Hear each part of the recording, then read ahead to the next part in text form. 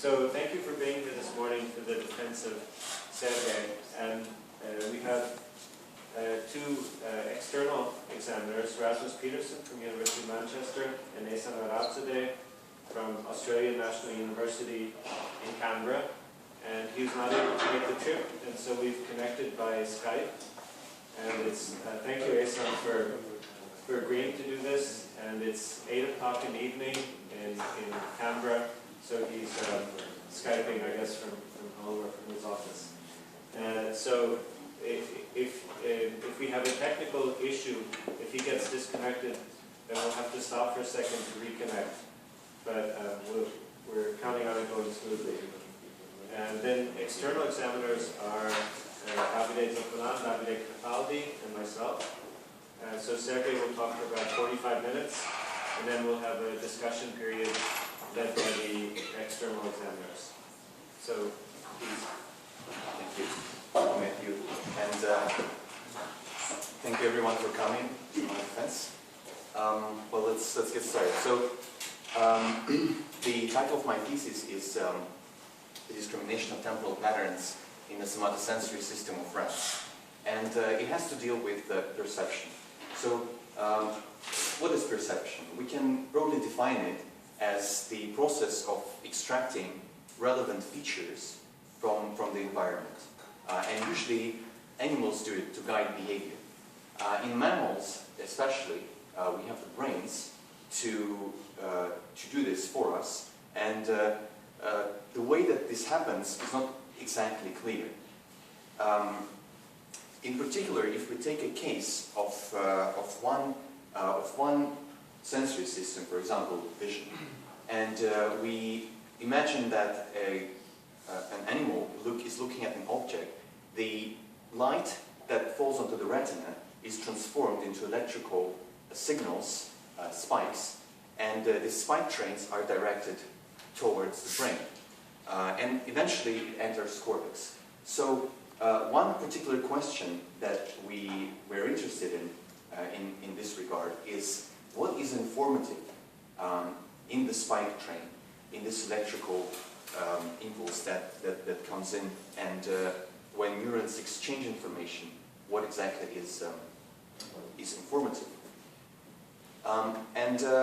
This is a long question, long-standing question that people have been studying for almost 100 years now. One sort of classical approach to this was to present a stimulus, say there is some visual stimulus presented over 500 milliseconds, and examine the responses of a single neuron to this stimulus. And each of these 6 here represents a spike. Okay? So this is a kind of a cartoon of an imaginary response of a neuron. So we can imagine that this neuron responds like this to a stimulus, and we say that the response is at 40 Hertz. This is the classical approach that has been often referred to as rate coding. So this is the idea that the rate of the response of a neuron is informative about the stimulus.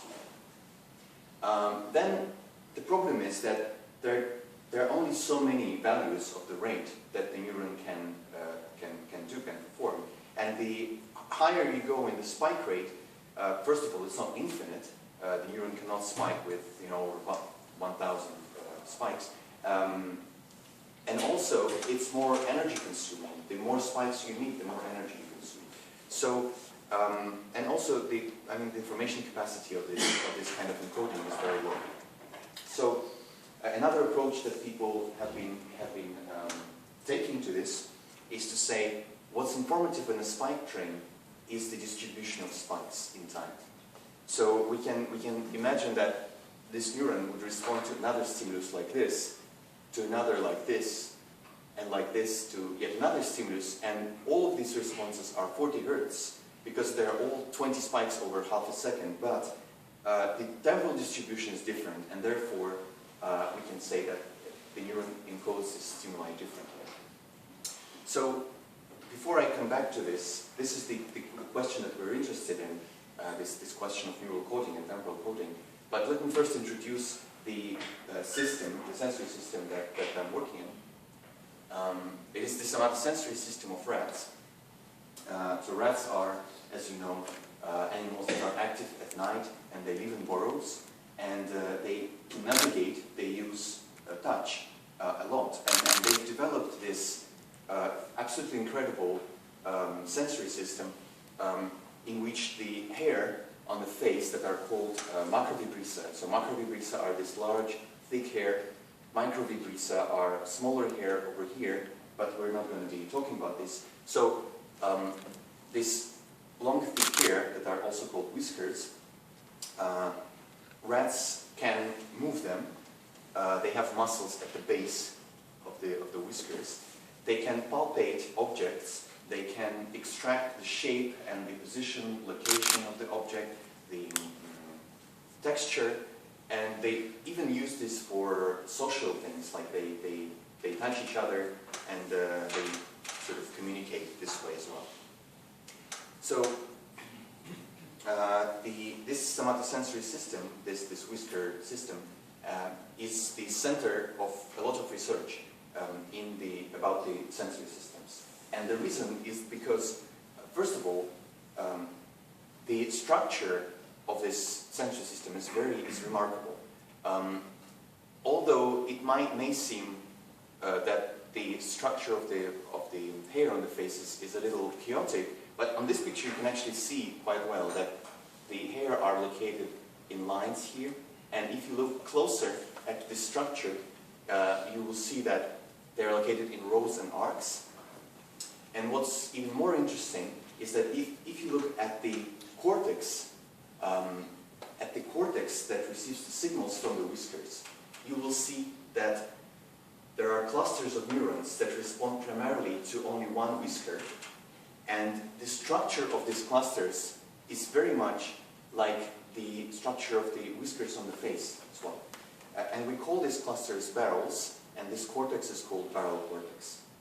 So barrel cortex has been an object of investigation for over 40 years now.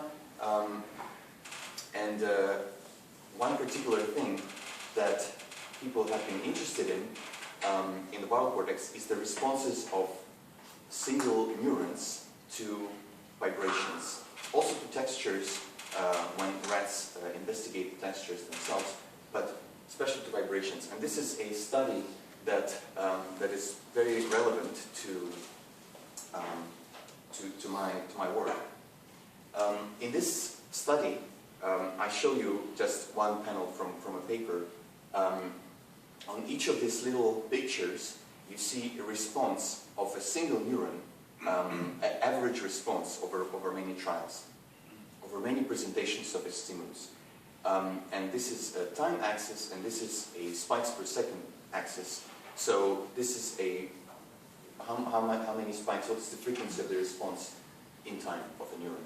And in the corner here is the stimulus that's been presented. So over the vertical here, the amplitude changes of a sinusoidal vibration that was presented to the animal. And over the horizontal axis, the frequency changes.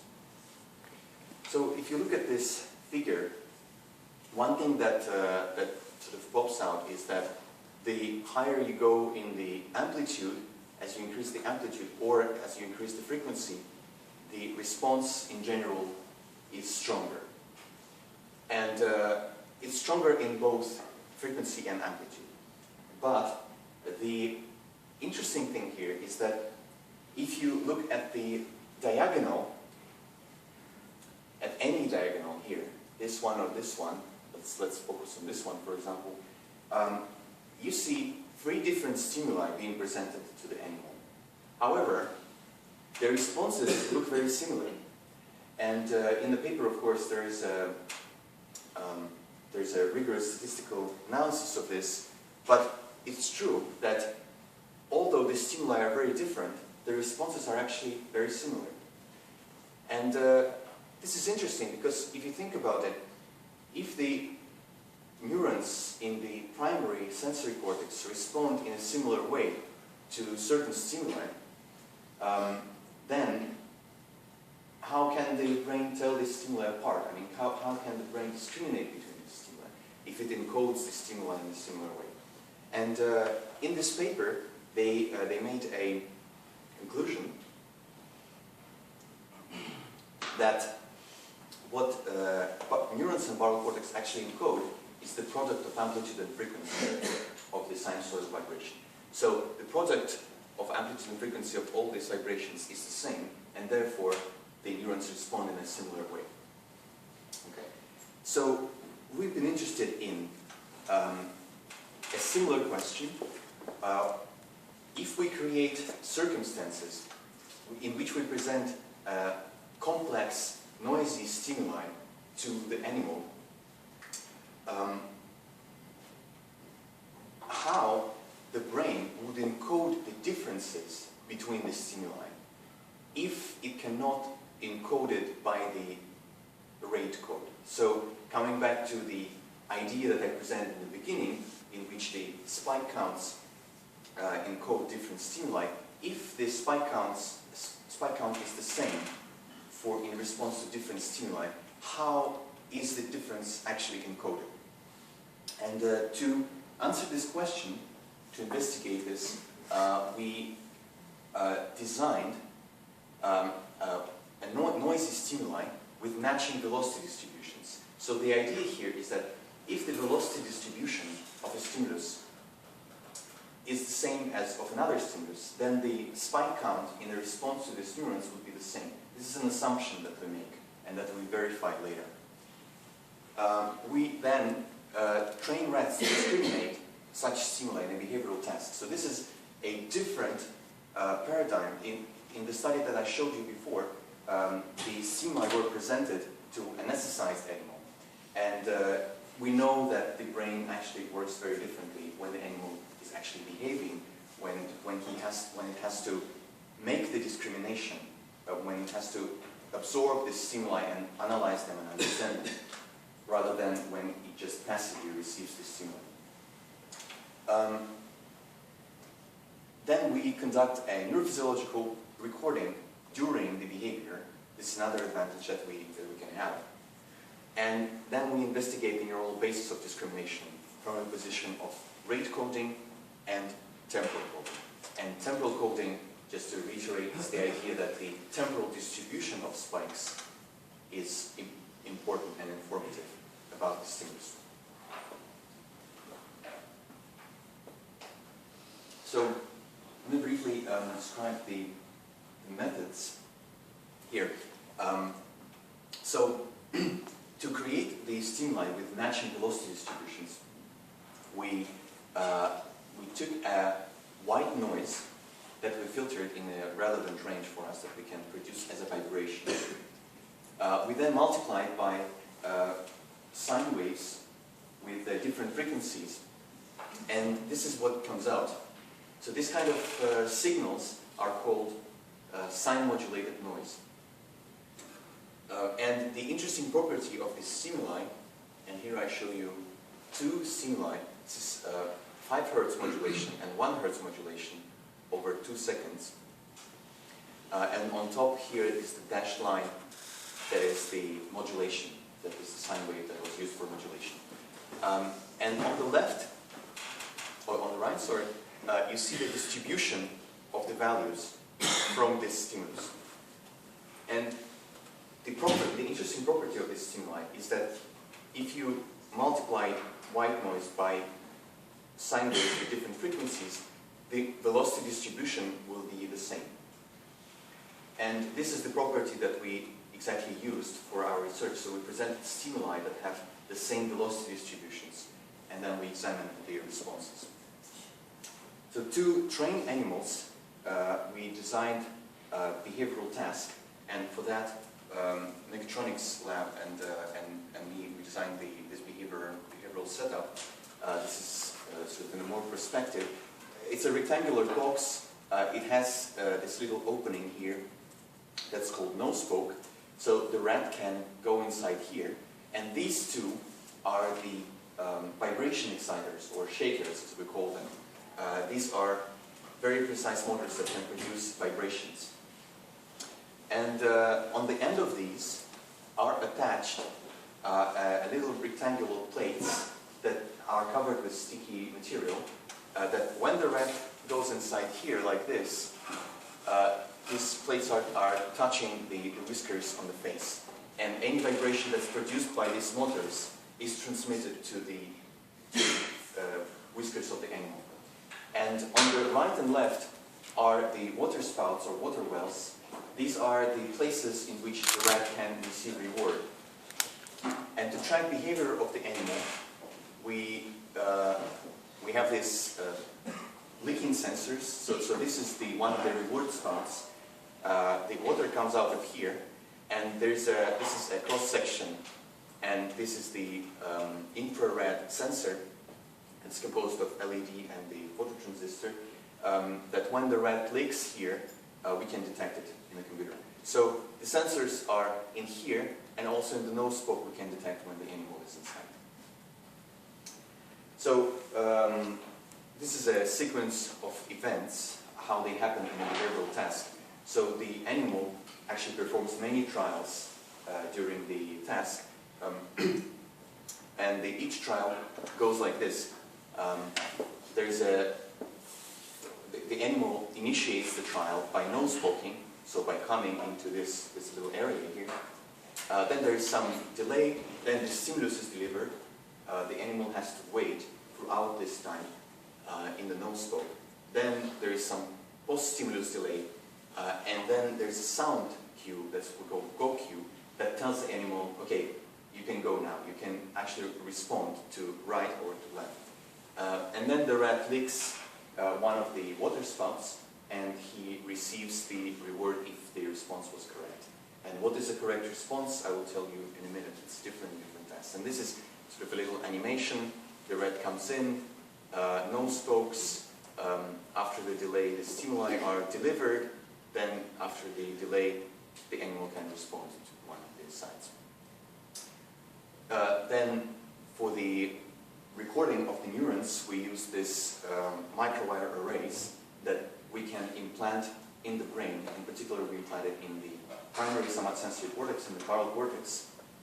And we mount them on this specific devices that has been designed in the mechatronics lab that are called micro drives. What this allows us to do is, after the surgery has been completed, we can move the electrodes to change the neurons and record more cells in this manner during the behavior. So, okay. So now we go to the results, and the large part of the results have been actually finding a way to train animals to discriminate these stimuli. Remember, this is a very difficult task. In fact, if I just remind you about this sinusoidal vibration experiment, there's been a study done that shows that actually, if you try to train animals to discriminate sinusoidal vibrations with the same mean velocity, with the same product of amplitude and frequency, the animals cannot do it. So this is a difficult task. And we've tried many different behavioral paradigms, and in my thesis I describe them in more detail, but here I will not focus on the things that didn't quite work, but I will focus on the things that worked. And this particular experiment was interesting, so I decided to include this. In this experiment, we tried to train animals to discriminate two stimuli that are presented at the same time. So the idea was that in the end, the animal approaches the nose pokes. He receives on one side, for example, 5 Hertz stimulus, and on the other side he receives 2 Hertz stimulus. And the rule for the animal is go where the frequency of the modulation was higher, or where for the different animal it can be lower, but so it's counterbalanced. So to try to design this kind of behavioral experiment, we did this sequence of what is called a distractor stimulus. We first trained animals just to detect the stimulus. So at first, only he receives on one side 5 Hertz, on the other side he doesn't receive anything. So he just goes where 5 Hertz is. If it's right, he goes right. If it's left, he goes left. And rats readily learn this kind of task and they reach very high performance. Then we try to increase the amplitude of the 2 Hz stimulus on the other side. So this stimulus, you can think of it as it distracts animal from actually understanding where the 5 Hz stimulus is. And to show you the summary of these results, this is in the form of a box plot. You see the performance of the animal in different sessions, in sessions with different amplitudes of 2 Hz stimulus. So this is for different amplitudes of this stimulus. And each point here is the one session, and the box plot, obviously, you know what box plot is. So what you see here is that for the lowest amplitude, for the 0 amplitude, the animal performs very well at the task.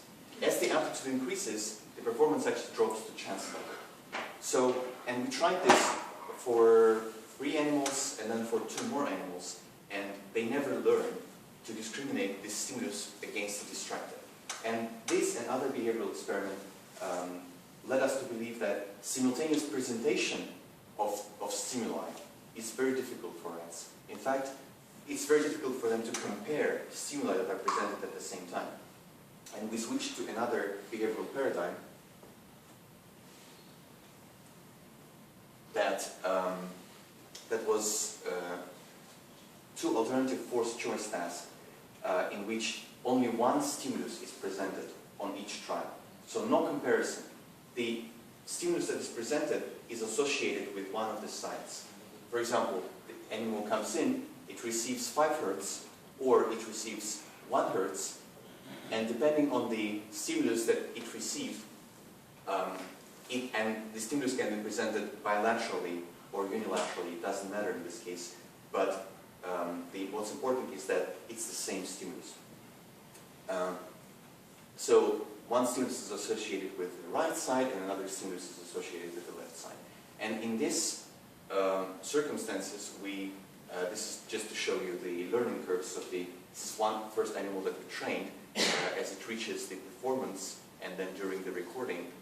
And these are 3 more animals that we trained that reach performance over 70% in the end. Now, as we finished the training of this in this task, we wanted to understand now what cues, what features of the stimuli animals use to do the discrimination. And to investigate this, we designed a behavioral experiment.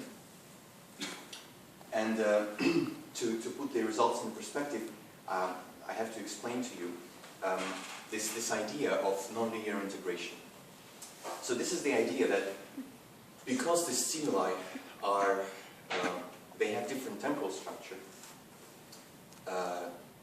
the rats can try to focus on a certain part of the stimulus, and then they can tell apart. Although the velocity distribution is the same for the stimuli, but the local features can be different.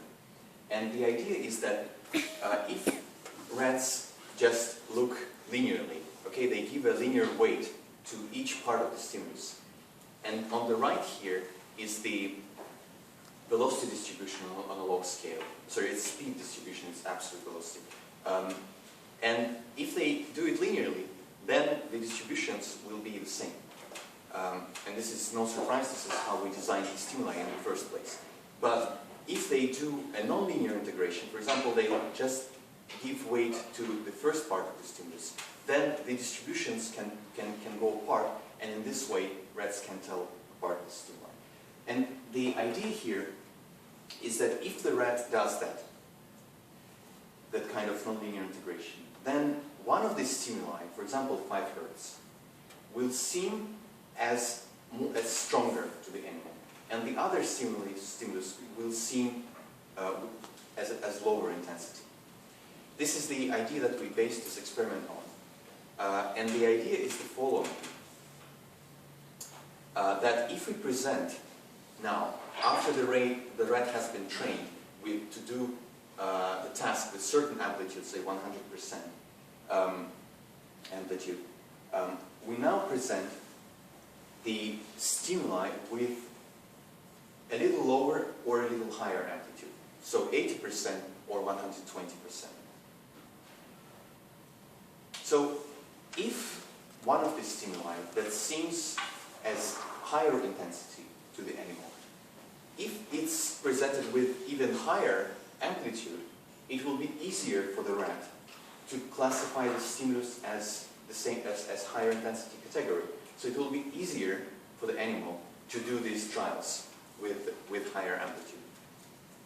And another stimulus that was that rat thought of as lower intensity stimulus, if it is presented with even lower amplitude, then it will be still easier for the rat to do this trials.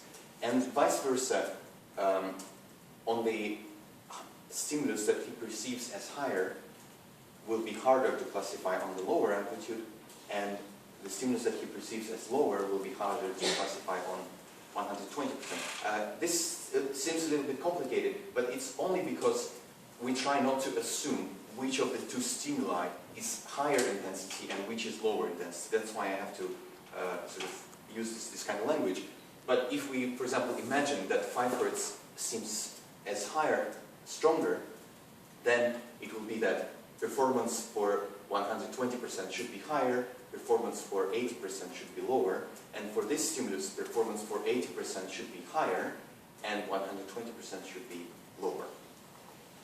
And this is a summary of 3 animals doing the task and different amplitudes. So each box here is the performance. Blue boxes are for 1 Hz stimuli, red boxes are for 5 Hz stimuli, and white is the combined performance for the whole session, and each point is 1 session. So what you can see here is that as the gain increases, as the amplitude increases, the performance increases in general. And statistically, it's a significant difference. So performance significantly increases from 80% to 120%. But what is important here is that the increase in the performance is not in different directions for the 2 stimuli. So if we, as we base our prediction on a nonlinear integration, we would predict that the performance for one stimulus would increase with increased amplitude and decrease for another stimulus. But it doesn't happen, and in fact, performance increases as a function of stimuli amplitude for both 5 Hz and 1 Hz stimuli. And in fact, if we look at separate rats, what you see here is the performance change. You can say it's a performance increase or change, to be more specific, as the amplitude increases. So it's a difference in performance between lower and higher amplitude. So in central here is the difference between lowest and highest amplitude. So the shading here is the resample distribution, and the line is the actual difference. What you see here is that only for 2 rats, in one condition, there is a significant difference change here. So for the left stimulus, for 1 Hz, rat increased the performance as the amplitude increased. But the difference is not in different directions. If we expected the nonlinear integration results, then this line would be below here, and the performance would decrease for another stimulus. And the same here, performance increases for both, only for one significantly, but it's not in different directions. So there are no systematic differences in the for performance in 5 Hz versus 1 Hz. This is again the summary of the same result. Here we look at the differences between the right and left gains in performance, and if there was a result that we expected, then this would be a significant difference for all 3 rats. So rats do not seem to use linear integration for solving the task. This was a very important result for us because it allows us to investigate further what features of the stimuli rats actually use for the discrimination. So we conducted neurophysiological recordings, and we recorded 92 units, out of which 82 are multi-units. I show you here example responses of one neuron, of one unit, and each row here. This is a raster plot. This is a stimulus that's been presented. Remember, on each trial, the stimulus is a little different because the seed of the noise is different. But it's always 5 Hz here and 1 Hz here. Each row here is one trial, and each dot here is one spike. And the color code is for the choice of the animal. So red here is the rat went right on these trials. The blue, he went left on these trials. The green, he withdrew early. He did not wait till the go cue. So this is for one neuron, this is for another unit. So I think it's quite evident that there is some temporal structure in the responses. Here they seem to be aligned to the high velocity events, also here. And for 1 Hz, it's kind of more smeared and more varies at 1 Hz. So this is over 2 seconds. The stimulus was presented over 2 seconds. Now, next this is for illustration purposes. Now I will summarize the results for all the units that we collected. First, I summarize what actually happens if we count all the spikes in this period of stimulus presentation. So we count all the spikes in response to 5 Hz and 1 Hz stimuli, and we say what is the average number of spikes in response to 1 Hz and in response to 5 Hz stimuli. And it turns out that if we plot all the units, they actually go along the diagonal line. That is, there is no difference between the spike counts in response to 5 Hz or 1 Hz stimulus. And also if we group trials by if the rat went right, made a right choice or left choice, there is no difference in that as well. So what this tells us is that the assumption that we made in the beginning about the spike counts in response to the stimuli with the same velocity distribution, with matching velocity distribution, is actually correct. So we verified this assumption, and this was very nice to see as well. Next, because there is some temporal structure, we decided to look at the spectrum of the responses. And what we did is we created a smooth function of the response for each neuron, for each